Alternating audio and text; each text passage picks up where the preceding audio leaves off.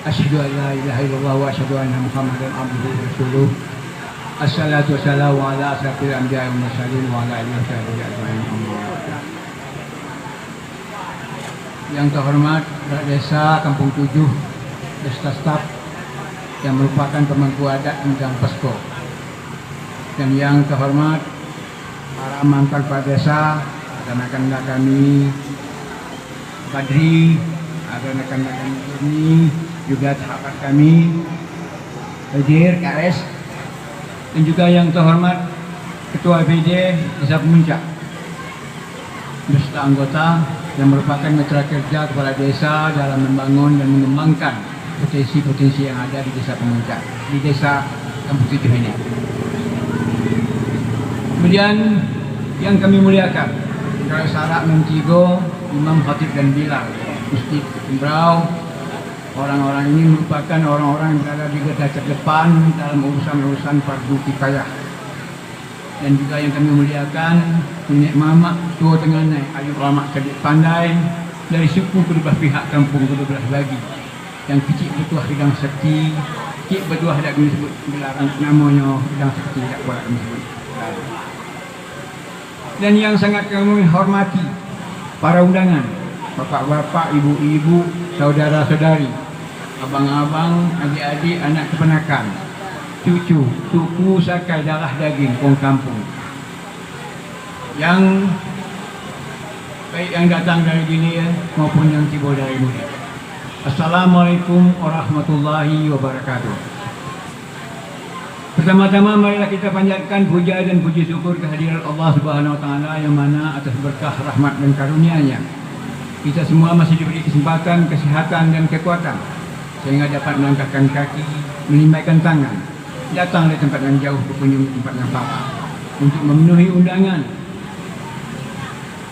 Kak Jubang almarhum sekeluarga dalam rangka resepsi pernikahan putri beliau yang bernama Yuliana binti Jubang almarhum dengan Muhammad Abdul Rauf bin Adnan almarhum. Bapak-bapak, ibu-ibu, saudara-saudari sekalian yang saya hormati, selanjutnya salawat dan salam kita kirimkan kepada junjungan kita Nabi besar Muhammad SAW, yang mana berkat utusnya beliau untuk menyampaikan risalah kepada umat manusia, insya Allah sampai hari ini kita semua masih dalam keadaan berislam dan beriman kepada Allah Subhanahu wa taala.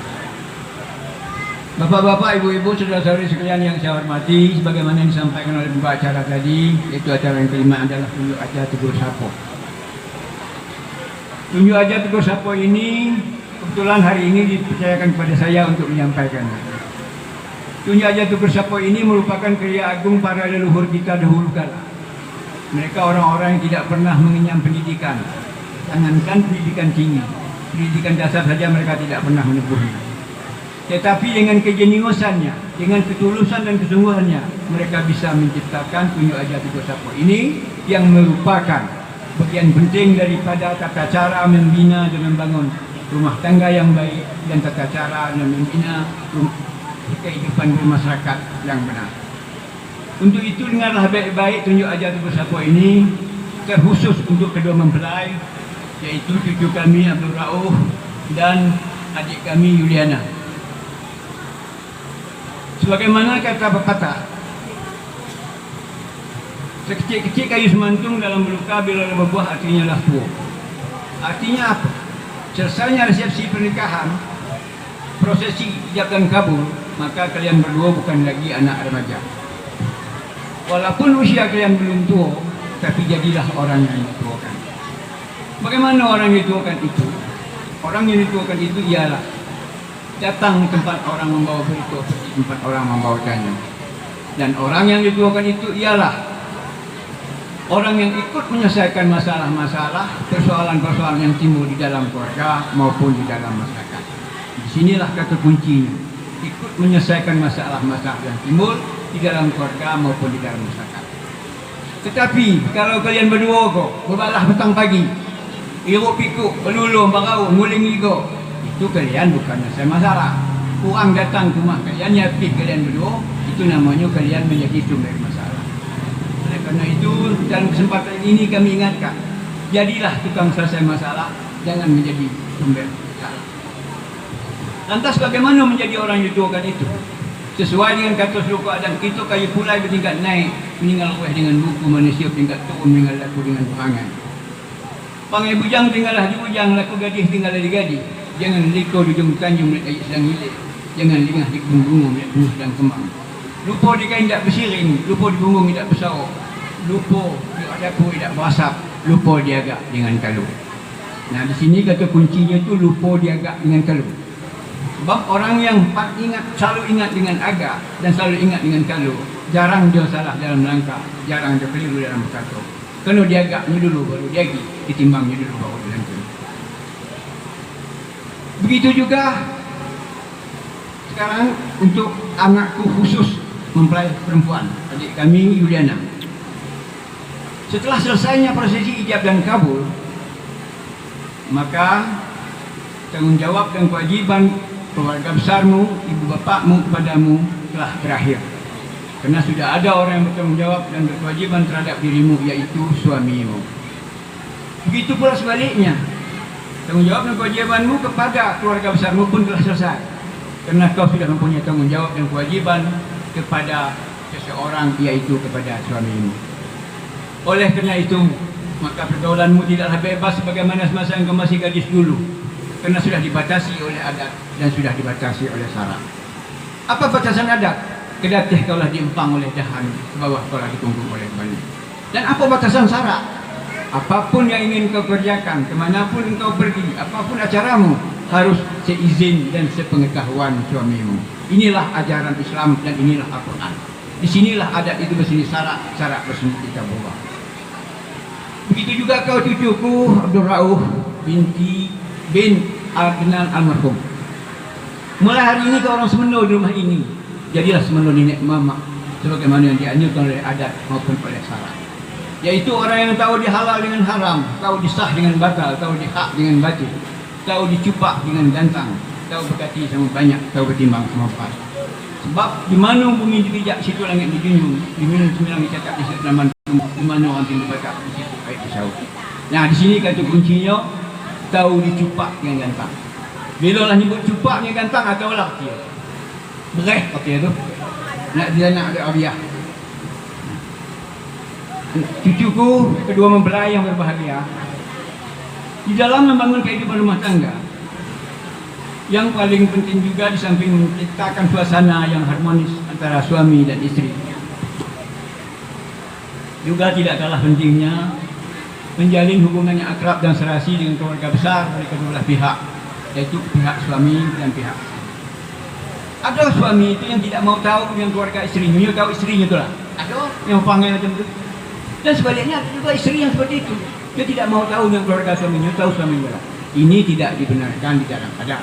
Sebab dalam adat kita berkampuh nak liba boleh, nak panjang. Jangan berkampuh liba cabik, jangan boleh panjang. Banyak hal yang harus dirubah di dalam membangun membina kehidupan rumah tangga. Salah satu ialah ubah basuh alif tutup. Artinya apa? Kalau suamimu memanggil mama pada alur mama-mamanya, maka isteri pun memanggil mama, basuh mama. Begitu pula sebaliknya. Begitulah adat kita Melayu Jambi. Suami dengan isteri itu satu bahasa. Berbeda dengan orang sepenuli. Kalau di sepenuli, setiap menantu itu adalah penakan. Kalau bapak isteri, itu suaminya manggil mama. Mak suami, istrinya manggil bubu, bukan mak. Karena itu adalah induk bako. Nah ini adat sepenuli. Berbeda dengan adat itu. Begitu juga kau, cucuku Abdul Rauf. Bila isteri memanggil abang kepada alur abang-abang, maka kau pun harus memanggil abang. Sekalipun abang isterimu itu mungkin usianya lebih muda dari kau, atau abang kamu itu kawan nongkrong, kawan kita main, kau tetap memanggil abang. Begitulah adat kita, yang punya aturan, yang punya sopan dan malu. Jangan gara-garanya abang isteri kita itu umur muda dari awak, keberatan memanggil abang. Itu tidak dibenarkan. Itu menyalahi adat. Nah, untuk itu yang paling penting lagi di dalam membangun dan membina kehidupan rumah tangga itu ialah sikap pengendalian diri. Artinya apa? Orang yang pandai mengendalikan diri itu dia tidak mudah emosi, tidak mudah marah, tidak mudah mengambil keputusan-keputusan yang merugikan dirinya dan merugikan orang lain. Nah, ini sangat penting di dalam membangun dan membina kehidupan rumah tangga. Karena kehidupan rumah tangga itu seperti air, ada pasang naik, ada pasang turun. Dalam air, dalam lautan besar gelombangnya, turun air kecil air. Inilah yang harus dilaksanakan dengan penuh pertanggungjawaban. Seandainya terjadi sisi pendapat itu pasti ada. Setiap rumah tangga dari dunia ini ada sisi pendapat. Dua ayam beda dalam sangka dan bermata tak berarti berantuk. Apalagi ini dua orang manusia yang berbeda dari didikan lingkungannya, berbeda sistem didikan keluarganya yang beda. Ada yang manjau setengah mati. Nah, ini mau disatukan, tentu ada perbedaan pendapat. Nah, bila terjadi sisi pendapat yang kadang-kala membawa kepada kericuhan, ingatlah nasihat adat. Tumbuh manis jangan cepat ditelan, tumbuh baik dengan cepat diluap. Sebab pikir itu pelita hati, sesal dahulu pendapatan, sesal kemudian tiada petunjuk. Sekalipun genting akan nanti putus, otak akan nanti pecah, tiang akan nanti tebus, tetap tidak boleh bertindak menhakim sendiri. Kerana kita berumah batangan naik berkampung betul, induk suku bernenek mama. Rumah berpagar dengan adat, kampung berpagar nenek mama. Cari penyelesaian secara kelembagaan. Sebagaimana kata suku adat, induk suku di dalam adat berpintak pintu belakang pantang. Cari dulu kata mufakat supaya ketemu jalan yang terang. Inilah fungsi daripada nenek mama induk suku yang mengulur dan yang mengantar, yang menjawab dan yang melayani. Terus tempat danek, usut tempat selesai, senang cerita tempat. Nah, ada sedikit ingin saya koreksi di sini. Sesuai dengan adat lama pesuka usang yang lalapuk dia hujan dia datang dia panik. Yang terpahat di tiang panjang, yang terlukis di benda jati, yang dianggur layu dasar mati. Ulo itu menurut harfiah, menurut peribahasa, itu orang yang nunggu, yang nunggu. Ulo sendok tu. Jadi dia ada pergi dah. Tapi yang ngantar tu apa orang datang. Jadi kalau dalam segi bahasa, mau juga kita perbandingkan dengan adat-adat Melayu Riau maupun adat dari Tapanuli, ulu itu dari pihak Cina, anta itu dari pihak jantan. Apa yang diulu oleh pihak Cina? Dua perkara yang diulu. Yang pertama yang diulu ialah rupa, perangai dan budi pekerti. Artinya anak buah, anak penakannya yang perempuan ini sudah ditunjuk dengan ajar, sudah jempang dengan sako, lah ditegah dengan tangguh bagaimana berupa berperangai di hadapan suami dan keluarga besar suami. Sebagaimana kata pantun serukonya, iluk rupa baik perangai luhur pulau budi pekerti, bak jari bertatah dengan inai, bak laut dalam tidak baca. Jari bertatah dengan inai, artinya bersikap manis dan santun di hadapan suami. Sudah diajar dari nenek mama. Laut dalam tidak bersedih, artinya tidak mudah nampak rahsia, tidak mudah tersinggung, tidak mudah emosi. Lantas yang kedua, apa yang diulu oleh nenek mama induk suku dari mempelai perempuan, yaitu kata depatan. Jadi harta depannya harus dibaca. Apa harta depatan itu? Kok rumah tempat tinggal, kok tonak yang nak diingun, kok kebun tempat mencari, kok sawah yang nak dikirang, kok jami yang nak rumah. Itu pun kalau ada. Kalau tidak ada, tidak jadi masalah. Nah, lantas apa yang dihantar oleh mak induk suku yang pelai laki-laki? Dua perkara. Yang hantar pun datang. Itu laki-laki. Apa yang dihantar? Pertama yang dihantar itu anak buah, anak penakan yang dihantar itu betul-betul enak, betul-betul tunggang. Kerana ada kata serupanya, jangan dihantar orang ada dendam, jangan suruh hendak tunggang. Belum tibanya lah bolak, belum sampainya lah suruh datang. Banyak kejadian yang seperti itu. Kerana tak hantar orang ada nak kesuruh. Lantas yang kedua apa yang dihantar oleh nama suku dari mempelai laki-laki? Iaitu harta pembawa. Kalau ada. Dan rumah dia masuk. Kerana rumah itu adat kita semena murni. Kita tinggal di tempat yang perempuan menjelang sampai mendiri bisa membuat rumah sendiri. Maka bisa disebut yang lain seperti tonak yang nak diingat, kebun tempat mencari, sawah tempat kirang, jami yang tempat nak diingat. Itu kalau ada. Kalau tidak ada, tidak ada masalah. Nah, begitu pentingnya ulu antara jawab ilmu ini, maka kalau dulu dilakukan pada waktu hantar presrah, kalau di Jambi Kota dilakukan pada waktu hantar Melayu. Kalau di Melayu Riau namanya ulu Jawa antar Taimu, yang dulu di Jawa yang diantar di Taimu. Itu dilakukan pada malam beradat, malam bainan. Kalau orang Tapanuli melakukannya namanya pada hari atau malam makobar. Makobar bahasa Tapanuli. Kalau bahasa Arab memberi kabar kepada halayak ramai apa yang dulu oleh pihak perempuan dan apa yang diantar oleh pihak laki-laki. Jadi jelek. Yang dulu itu pihak perempuan yang antar pihak laki-laki. Saya minta diperbaiki persepsi ini. Nah, selanjutnya Setelah jelas begitu, makanya suku nenek mama yang mengulur, yang mengantar, yang menjawab, yang menaimu memang dua orang juru bicara. Tetapi banyak pengapit pengandang di belakangnya tu. Dan ini bukan orang sembarangan, orang-orang betul penting. Jadi jangan sampai ada yang ngaku kami kau kalah kuda Pancang Bukit, hidup pelayangan, gajah pengolado, seligi buang-buangan. Bukan, betul-betul nenek mama yang mengulur, yang mengantar jawatan itu. Yang betul, yang mengutus, cincang mutus, yang makan lagi, yang bertumpul di tempat gajah, berada di pandangan, yang berbagai betis penting ada. Baik dimakan, manis benar. Itu nenek mama itu. Yang mengulur maupun yang mengantar. Nah, mengapa harta depatan atau pemawar dibaca? Kerana apa? Kerana adat kita ini kali undang tambang teliti, artinya kita diikat atur oleh undang-undang. Juga kita diikat oleh ketelitian, mengkaji yang masa yang akan datang. Mana tahu umpamanya, maka nenek mama induk suku yang mula mengatakan tugas sudah ada habis rekod dah. Yang habis rekod tengah-tengah tu organ-organ tadi. Kalau tugas nenek mama induk suku yang mula mengatakan tidak habis. Apa sebab? Seandainya anak keponakan yang perempuan kau berperangai tidak terjadi yang tidak kita harapkan beberapa tahun yang akan datang, kau nyucinya lah nyabit kain kau ayaknya dengan alam hidup, tuah kain cerah kau batang sedang berbuah berbunga lagi, maka nenek mama induk suku daripada yang menjawab dari pihak lelaki nawatul kepada nenek mama induk suku yang dulu minta pertanggungjawaban dan penyelesaian. Begitu pula sebaliknya, kalau nenek mama induk suku yang lelaki ini juga harus minta pertanggungjawaban. Kalau seandainya anak buah anak belakang yang mereka hantar kau, laki-laki kau jadi berperangai Encing tanduk dah ada yang humpang kita sasur lagi mata ni pipi dari musuh. Ini musuh tu mudah dengan haji. Sakit pening tak bisa lagi dioreh dengan daun capur. Kawan gila tak bisa lagi dengan semangkuk lima. Maka nenek mama induk suku yang menerima itu berhak nak usul kepada nenek mama induk suku yang mengantar minta pertanggungjawaban daripada masyarakat. Begitulah pentingnya. Dan kenapa harta depatan dengan harta pemawar itu harus dibaca? Kerana apa? Rencana dengan manusia kuasa ada pada Allah Subhanahu Wa Taala. Itu sangka panis sampai petang dengan hujan tengah hari. Saat hidup kayu bertakut, saat mati berjalan tegak. Seorang dibagi sekutu di belah. Harta depatan yang dulu tadi tinggal, harta pemawar yang diantar di kembali. Ini jelas. Jadi yang dulu itu adalah pihak perempuan yang adalah. Nah, oleh kerana itu sangatlah penting maka uluan tajuk itu merupakan nilai yang paling sakral dalam adat Melayu Jambi. Inti daripada pengajian itu di uluan tajuk ini. Saya sangat mencintai adat Jambi. Walaupun saya bukan lagi warga Jambi, saya KTP saya sudah Riau. Tapi banyak hal-hal yang sangat senang saya dengan adat Jambi.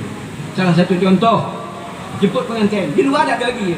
Mungkin selama ada lagi orang jemput pengantin. Kita masih ada jemput pengantin. Ini perlu dipertahankan. Ini unik. Perlu dipertahankan. Macam di Batang Asal, kalau orang berlari, sesuatu orang ambil yang timur, ada orang ketuk pintu. Kalau 3 hari 3 malam kena tinggal di masjid. Ini perlu kita pertahankan dan adat dan kebudayaan kita. Jangan kita sia-siakan. Jangan kita malah mencontoh adat luar. Budak-budak kita banyak contoh adat luar, mabuk, nyabu. Nyabu itu bukan adat kita. Itu adat Cina. Cina malamnya raya, ya. Beli minuman kerak-kerak, kadang kita Jawa tu mabuk sampai pagi. Pagi semayang, dalam keadaan semboyang ada mabuk. Dia ada masalah, Tuhan itu naimu orang mabuk. Kalau Tuhan awak ada, orang mabuk dan hitam tidak terima amal ibadah. Ini kan macam tu. Nah, itu beda kita dengan adat orang. Jadi pertahankan adat itu dan kebudayaan kita. Saya mengharap betul, ini penting. Sebab jangan sampai kita lengah. Artinya kita dimasuki oleh adat dan kebudayaan yang bukan punya kita. Terakhir, nasihat untuk kedua ibu bapa dari mempelai lelaki maupun mempelai perempuan. Untuk mempelai lelaki maupun mempelai perempuan, kedua ibu bapanya ada adat mengingatkan. Apa kata adat? Kalau kelam hiduplah beritahu supaya terang jalan subuh. Habis subuh hari pagi. Kalau nak karam tolong timur. Kalau nak melintang tolong dongkuh. Tapi jangan nak melintang kemudi. Biduk rumah tangga anak menantu kita, itu tidak boleh kita kemudikan. Kita bimbing, kita bina dan kita arahkan. Apa sebab? Dalam kehidupan kita 20-30 tahun yang lalu tidak sama dengan kehidupan anak-anak kita pada hari ini. Hari ini lingkungan sudah berbeza, kebutuhan sudah berbeza. Tidak sama dengan anak-anak kita pada hari ini dengan kita dibandingkan dulu. Lantas untuk itu macam mana? Jangan sebudak. Jadi ibu bapa atau keluarga besar tidak boleh sebudak. Mengadu anak betina awak. Wah, laki aku tu entah apa hal. Nak marah banyak ambil. Awak emosi. Apa nak dimarah? Kami lagi kecil ada pernah marah kau dah. Lemak bilanya. Capatlah anak laki kau tu. Banyak jantan lain. Banyak orang menyana. Hidup anak, makan anak, sekolah anak. Ini tidak benar. Ini tidak benar. Bukan begitu menjadi orang tua. Atau sebaliknya. Anak betina itu. Anak jantan itu. Ah, entah apa dendam kita kira. Biar kita nak marah. Emosi. Nah cakap-cakap itu sampai ke sebelah situ. Siapa tu sampai? Iblis. Bukan sampai nyampai itu Iblis. Iblis sangat suka orang putus silaturahmi, orang salah berat, orang pecah belah senang. Kenapa? Di situ akan timbul maksiat baru. Nah, oleh kerana itu menjadi orang tua itu harus bijaksana. Bila anak kita ngadu dengan kita bagi tahu. Nah, salah kita tolong dikecilkan, salah kecil tolong dihilangkan. Dulu nenek-nenek kita dulu ada pernah sekolah sampai tua-tua ni rumah tangga. Kok kamu pergilah sekolah dah panggil pintar, kok malah macam tu. Masih motor anak kita bagi tahu. Dulu kami sapih dan nak. Jangankan itu dah dituna aku nak saking kau nak dengan jantan tu atau kau nak macam itu. Ini mulai kau berpangai. Elok-elok. Begitu orang tua yang bijaksana. Tidak melepas cakap-cakap yang bakal sampai ke situ. Nah, saya rasa itulah yang dapat saya sampaikan. Mudah-mudahan Allah Subhanahu Wa Taala memberkahi kita semua dan kepada kedua mempelai. Insya-Allah kalau kalian berpegang kepada apa yang dikatakan oleh adat, apa yang dikatakan oleh syarak dan apa yang dipakai oleh adat, insya-Allah kalian bisa membangun kehidupan rumah tangga yang sakinah mawaddah warahmah sebagaimana harapan daripada semua hadirin yang memberi doa restu untuk kalian berdua.